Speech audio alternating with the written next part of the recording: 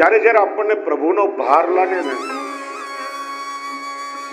ત્યારે સમજવાનું કે જીવનમાં બધા લૌકિક વિષયોના તોફાનો શરૂ થયા છે, તૃણાવર્ત આવી ગયો છે. ઘણા વૈષ્ણવ કહેતા હોય, અરે મારે તો 3-3 કલાકની સેવા છે ને, એવા આમ થાકી જઈએ ને કે ના પૂછો વાત. આ સેવા ભારરૂપ લાગે, સમજવાનું કે તૃણાવર્ત આવ્યો છે. સ્નેહથી સેવા કરશો ક્યારે થાક નહીં લાગે. જ્યાં સ્નેહ વગર કરશો,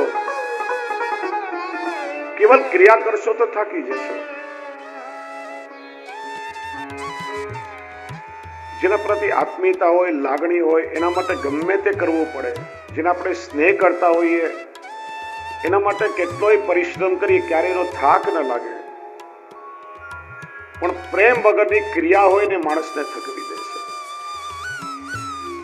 લૌકિક ઉદાહરણ આપીને સમજાવું. ઘરનું બધું રસોડું પતાવ્યું હોય, વાસણ માંજીને અવરાઈ પર મૂક્યા હોય, માં વિચારે કે થોડી વાર આરામ કરી લઉં, પણ ત્યાં પાછું યાદ આવે કે હમણાં મારો બાબલો નિશાળેથી આવશે છૂટીને, કહેશે મમ્મી બહુ ભૂખ લાગી છે. મારા બાબલાને શું ભાવે? તરત જ ગેસ ચાલુ કરી અને પોતાના બાળકને ભાવતી વાનગીમાં બનાવવાનું શરૂ કરે. માનો થાક બધો વિસરાઈ જાય. હું તમને બહેનોને પૂછું કે તમને આમ ખબર પડે કે તમારા પિયરમાંથી તમારા મમ્મી કે માસી કે મામા કોઈ તમારા ઘરે મળવા આવવાના છે, કેટલો આનંદ હોય. તમને શું ભાવશે, શું તૈયારી કરી રાખવું, શું એમને ગમશે, આમ હોશે હોશે તૈયારી કરો. અને ક્યારેક કોઈ સાસરાના સગા ઘરે આવવાના હોય તો બોલ્યું આજે સવારે કોનું મોઢું જોયું કે એના માટે વેટ કરવી પડશે. સાચી વાત કે ખોટી? જેના પ્રત્યે લાગણી છે, પ્રેમ છે, એના માટે ગમે તે કરે માણસ થાકે નહીં. પણ જ્યાં પ્રેમ વગરની ક્રિયા માણસ કરે ત્યારે થાક લાગે. અને જ્યારે પ્રભુની સેવાનો ભાર લાગે ત્યારે સમજવાનું કે તૃણાવર્ત આવી ગયો છે.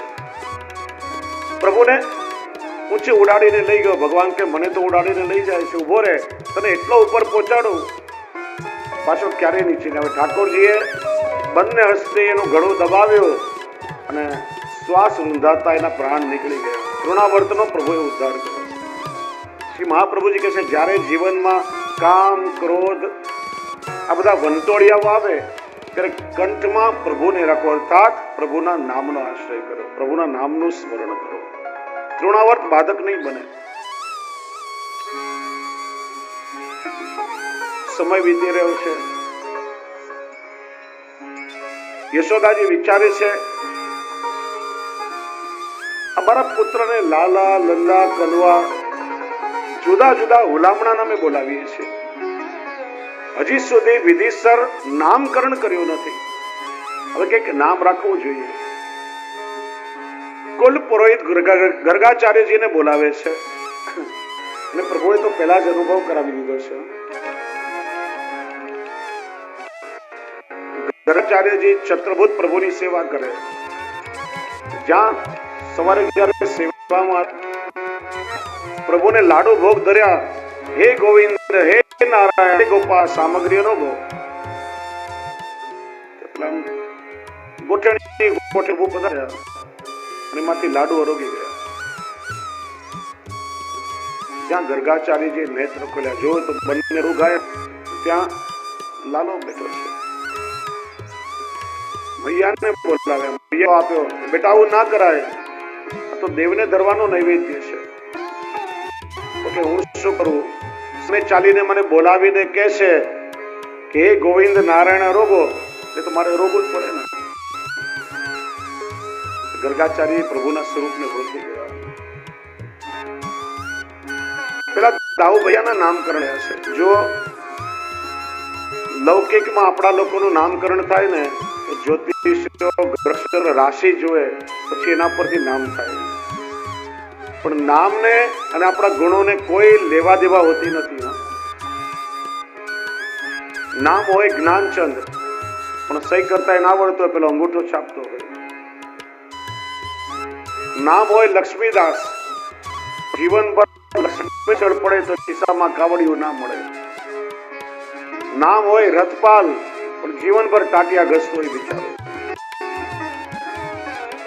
નામ અને ગુણને કઈ લેવા દેવા નહીં.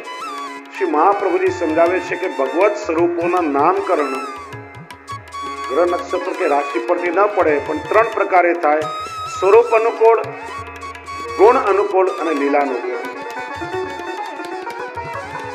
સૌથી પહેલા દાઉ ભૈયાનું નામકરણ થયું છે. સ્વરૂપથી મધુર છે એટલા માટે નામ થયું રામ, સ્વરૂપ. પછી લીલાનુકૂળ, આ બાળક ભવિષ્યમાં યમુનાજીનું આકર્ષણ કરશે એટલા માટે નામ થયું સંકર્ષણ. અને ગુણ અનુકૂળ, કે શરીરથી એકદમ બળવાન છે એટલા માટે નામ થયું બલરામ. 3 નામ દાઉ ભૈયાના થયા. જ્યાં પ્રભુને ગર્ગાચાર્યજીએ પોતાના ખોળામાં લીધા, વિચારવા લાગ્યા. ગોપાલ તાપાની ઉપનિષદમાં કૃષ્ણ નામની વ્યુત્પત્તિ બતાવી. કૃષિર ભો વાચક શબ્દ નશ્ચ નિવૃત્તિ વાચક તયોરેક્ય પરબ્રહ્મ કૃષ્ણમ ઇત્યવિધીયતે. જે જગતના અણુ અણુમાં આનંદ સ્વરૂપે સત્ય સ્વરૂપે સત્તા સ્વરૂપે વિદ્યમાન છે કૃષ્ણ. કૃષ્ણનો અર્થ થાય સદાનંદ. કૃષ્ણ એટલે સર્વોપરી, સર્વસમર્થ. કૃષ્ણ એટલે કર્ષતિ આકર્ષતિ ઇતિ કૃષ્ણ. સેજમાં જ આપણા ચિત્તને ચોરી લે. આપણા પાપ, તાપ અને સંતાપનું જે કર્ષણ કરી લે એ કૃષ્ણ. ને આપણા મનનું જે કર્ષણ કરી લે, આપણા મનને જે હરી લે એ કૃષ્ણ. જેને જેને જોયા એ બધા જ મોયા. કૃષ્ણ એટલે જે જગતના અણુ અણુમાં સત્તા સ્વરૂપે વ્યાપ્ત છે, જેને આપણે સુપ્રીમ પાવર કહીએ છીએ. તો એ સર્વોપરીનું પ્રાગટ્ય છે.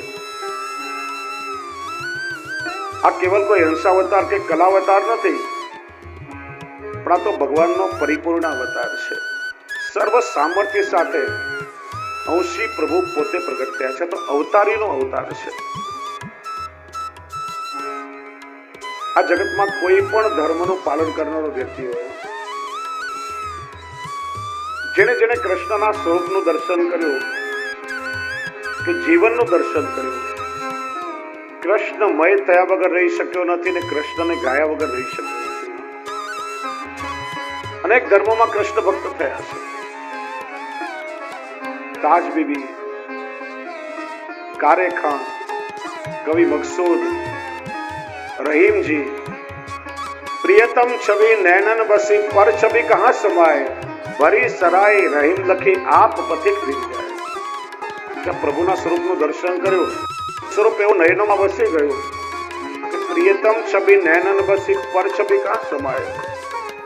જેના નેત્રોમાં કૃષ્ણનું સૌંદર્ય વસી ગયું હોય એને આખા જગતનું સૌંદર્ય સાવ ફીકું લાગે. ઉદાહરણ આપે છે, ભરી સરાય રહીમ લખી આપ પથિક ફિર્યા. કોઈ ધર્મશાળા હોય ને પ્રવાસી મુસાફર આવે, ખબર પડે કે એક પણ ઓરડો ખાલી નથી, આ તો પહેલાથી ભરેલી છે, તો દરવાજેથી જ પાછો ફરી જાય. એમ કૃષ્ણનો સૌંદર્ય અનુભવ જેને કર્યો છે, આ જગતમાં બીજું શું? આદિગુરુ શંકરાચાર્ય જે માયાવાદનું પ્રવર્તન કરવા માટે અવતરિત થયા છે, એ પણ કયા વગર રહી શક્યા નથી. મધુરમ મધુરે પ્યોપી મંગલે પ્યોપી મંગલમ. આ જગતમાં મધુરમાં મધુર અને મંગલમાં મંગલ કોઈ તત્વ હોય તો એ કૃષ્ણ છે. જો શબ્દ પર ધ્યાન આપજો, કૃષ્ણ. આમ ઘણા આપણે અંગ્રેજીની બહુ ટેવ પડી ને, કૃષ્ણા. કૃષ્ણા છોકરીનું નામ હોય, છોકરાનું નામ હોય કોઈ દિવસ. કૃષ્ણ શબ્દ છે, કૃષ્ણવાચક શબ્દ. મૂળ શબ્દ છે કૃષ્ણ. કૃષ્ણા ક્યારે ના બોલશો. આમ અંગ્રેજીમાં એ લોકો ભલે લખે.